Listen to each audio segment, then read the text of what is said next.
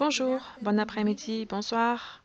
Je suis Marina Ponti, directrice de la campagne d'action SDG des Nations Unies et je suis ravie d'être accompagnée aujourd'hui par la directrice régionale pour l'Afrique australe, Lola Castro, du Programme alimentaire mondial.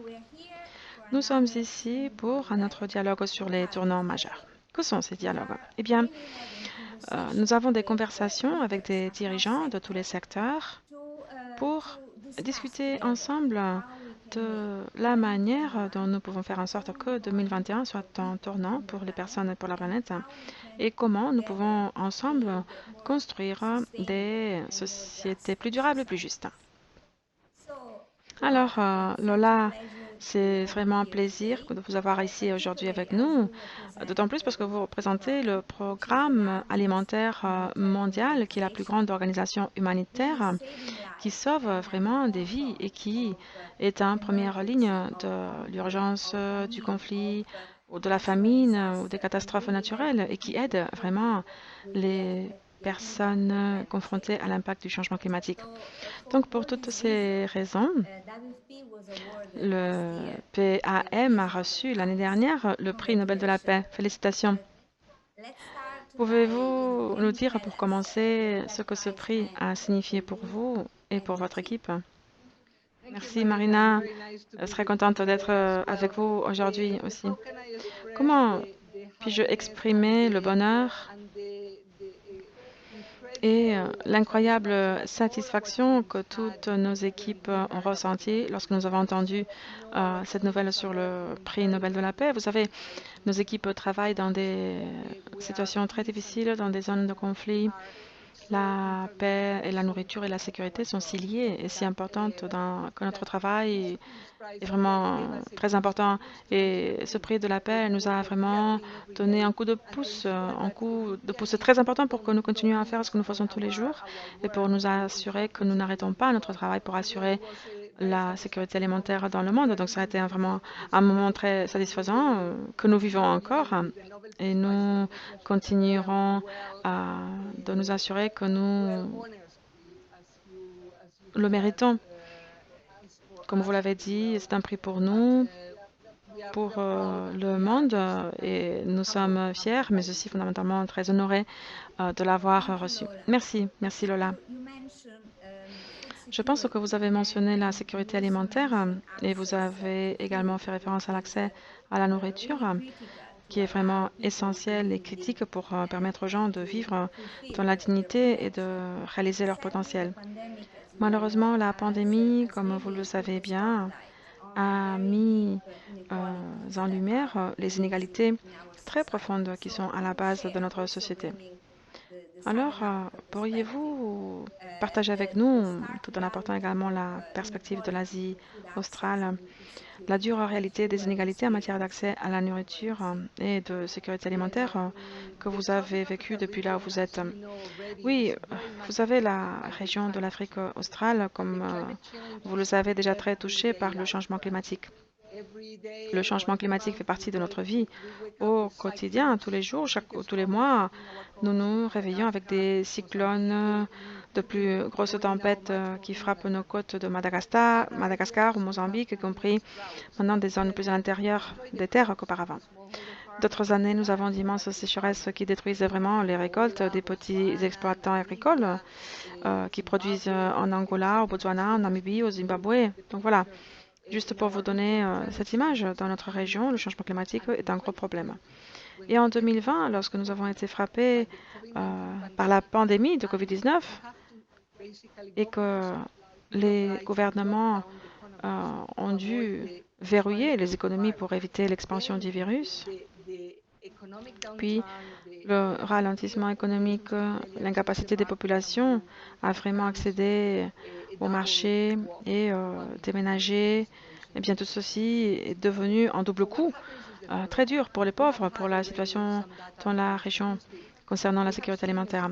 Alors, nous avons déjà des données, des statistiques qui montrent qu'il y a eu une baisse économique de 6% dans notre région. Nous avons vu également une augmentation de la pauvreté urbaine et de l'insécurité alimentaire. Beaucoup de personnes qui vivaient avant avec leur salaire quotidien, maintenant ne peuvent plus obtenir ce salaire et ces personnes ne peuvent plus acheter en panier minimum par jour dans les villes, dans les grandes villes d'Afrique australe.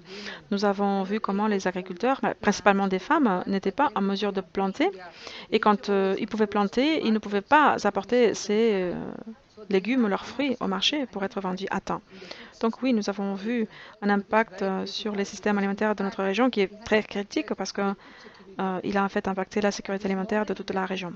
En ce moment, il y a environ 48,9 millions de personnes en Afrique australe seulement qui souffrent d'insécurité alimentaire en 2021. Et ceci est lié au changement climatique, à l'impact de la COVID-19 ainsi qu'à la forte récession économique à cause du COVID-19. Donc vraiment, nous avons beaucoup de travail à faire et nous sommes vraiment très actifs en tant que programme alimentaire mondial. Nous travaillons avec nos partenaires l'ONU, les gouvernements, la société civile, les communautés.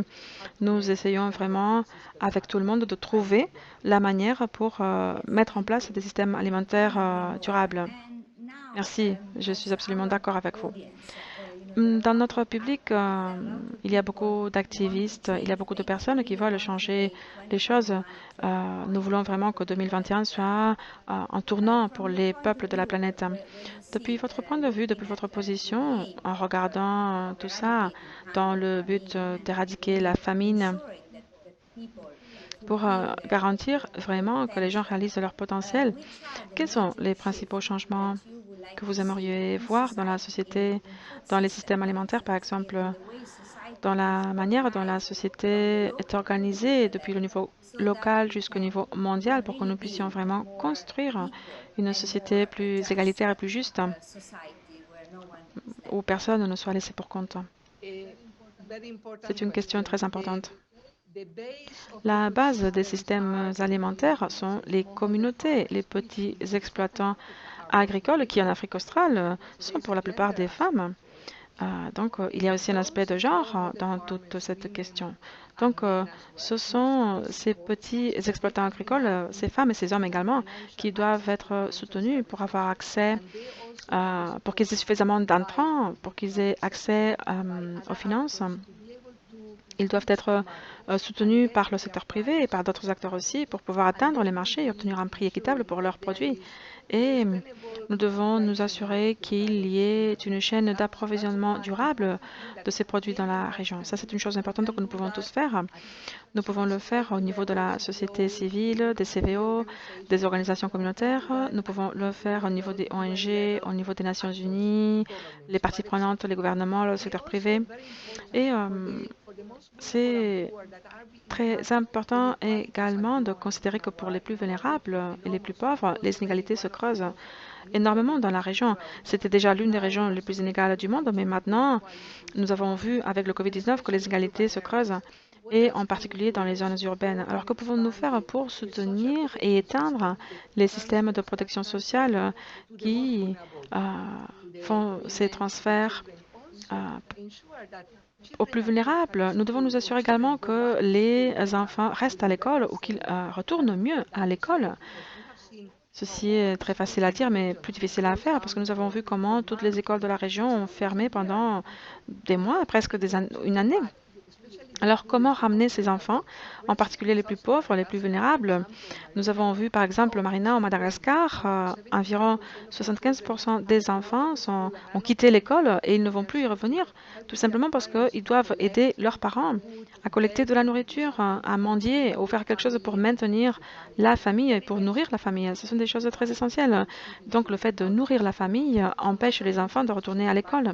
Alors, comment pouvons-nous ramener et faire en sorte que ces enfants reviennent à l'école? Comment pouvons-nous travailler avec la société civile, avec les gouvernements, pour qu'ils reviennent à l'école et pour qu'ils reçoivent une éducation de qualité? Ils ont là un repas scolaire qui va les attirer, qui va leur permettre de se concentrer aussi.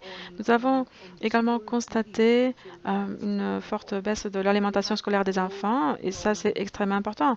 Nous avons dû passer d'une alimentation scolaire institutionnelle dans les écoles à des repas à emporter à la maison. Donc, nous avons dû donner aux enfants la nourriture pour qu'ils la partagent et la mangent à la maison. Et donc, cela fonctionne très bien parce que ceci leur permet de continuer à étudier. Donc, voilà, ce sont des questions extrêmement importantes qui sont critiques pour la sécurité alimentaire à long terme et pour la sécurité alimentaire durable de cette région. À part tout cela, nous devons également continuer à travailler avec les gouvernements pour nous assurer que les espaces sont ouverts, que les frontières sont ouvertes pour que les personnes puissent circuler librement, ainsi que les marchandises. Donc, la nourriture et les personnes doivent pouvoir se déplacer pour travailler, pour se nourrir. Et donc, comme cela, tous les éléments produits dans la région pourront continuer à circuler. euh, car nous avons réussi à très bien travailler avec le CDAA et les gouvernements dans la région. Donc, il y a du travail pour tout le monde, du niveau communautaire jusqu'aux organisations régionales de plus haut niveau. Nous, en tant qu'ONU, en tant que programme alimentaire mondial, nous sommes vraiment déterminés à continuer à travailler de la production à la consommation dans les systèmes alimentaires pour nous assurer que c'est durable, ou plus durable. Les opportunités qui se sont présentées au cours de 2020, la numérisation, les systèmes d'information, tout ça, c'est devenu très disponible pour tout le monde. Donc, profitons de ces opportunités pour changer ce qui n'allait pas bien et pour améliorer nos systèmes alimentaires et le fonctionnement de la sécurité alimentaire dans notre région. Merci, Lola. Je pense que c'est très intéressant de voir les différents niveaux et comment tout le monde peut contribuer. Permettez-moi maintenant passer à la dernière question. Vous êtes une championne, vous inspirez les gens, vous encouragez le changement dans votre travail quotidien et dans votre vie. Quelles sont les choses qui vous inspirent? Il peut s'agir d'un livre, d'une pièce d'art, il peut s'agir d'une expérience que vous avez eue. Alors, pouvez-vous partager quelque chose qui vous ait vraiment motivé? Oui, bon, pour être honnête, mon travail a été incroyable pendant 27 ans. J'ai travaillé dans environ 12 pays dans le monde sur 4 continents. Et donc, j'ai rencontré des personnes incroyables dans ma vie, des gens vraiment incroyables. Peut-être je vais revenir à l'une de mes premières expériences en tant que chef de sous-bureau dans le nord du Mozambique au début des années 90, après la signature de l'accord de paix. Et donc, je suis allée dans un village très reculé. Il n'y avait plus de route en fait parce que il y avait des mines. Et donc voilà. Mais nous sommes arrivés dans ce petit village. Nous avons pu parler avec la communauté. J'ai rencontré une dame. Une dame, je ne me souviens plus son nom parce que cela fait 26 ans de cela. Mais voilà, c'est une dame qui et toujours, dans ma mémoire, j'ai toujours à l'esprit l'image d'elle et de la manière dont nous avons parlé. Donc, je lui ai demandé, pouvez-vous me dire de quoi avez-vous besoin et comment pouvons-nous vous aider? Cette dame a été vraiment incroyable. Elle m'a dit, écoutez, mademoiselle Lola, la seule chose dont j'ai besoin, en fait, dans ma vie, c'est de pouvoir dormir tous les jours dans mon lit et ne pas avoir à fuir de ma maison parce qu'elle a été brûlée. Donc, que je n'ai plus à m'échapper et à reconstruire ma maison ailleurs. La seule chose dont j'ai besoin dans ma vie, c'est d'être capable de cuisiner ma nourriture et avoir assez de nourriture pour nourrir ma famille et mes enfants et pouvoir avoir une vie normale et que mes enfants aillent à l'école. Elle m'a dit, pouvez-vous, en tant qu'ONU, parce que j'avais là mon logo du PM et mon logo des Nations Unies, elle m'a dit, pouvez-vous m'aider à avoir la paix dans ma vie, à pouvoir vivre chez moi, dans mon village? Elle ne m'a demandé rien de spécial. Tout simplement, elle voulait dormir dans son lit tous les soirs, sans avoir à s'enfuir dans la brousse, et manger et envoyer ses enfants à l'école. Voilà, cette femme m'a montré que cela dépend beaucoup de l'endroit du monde dans lequel on est né et que la situation, la vie peut être tellement différente en fonction de l'endroit où on est né. Et cela m'a donné de l'énergie pour rester mobilisée pendant ces 27 ans, pour continuer à me battre pour elle, pour m'assurer qu'elle a une maison, qu'elle a sa nourriture, que ses enfants vont à l'école et surtout qu'elle a de la paix dans sa vie. Donc pour moi, c'était un moment critique où j'ai compris que je continuerais à faire ce travail parce que j'ai vu que je faisais vraiment une différence si je pouvais aider cette femme et bien d'autres femmes que nous espérons avoir aidées par la suite. Donc voilà. Ce peut être pas extraordinaire comme histoire et je ne me souviens même pas du nom du prénom de cette dame, mais je pense que c'était une grande dame.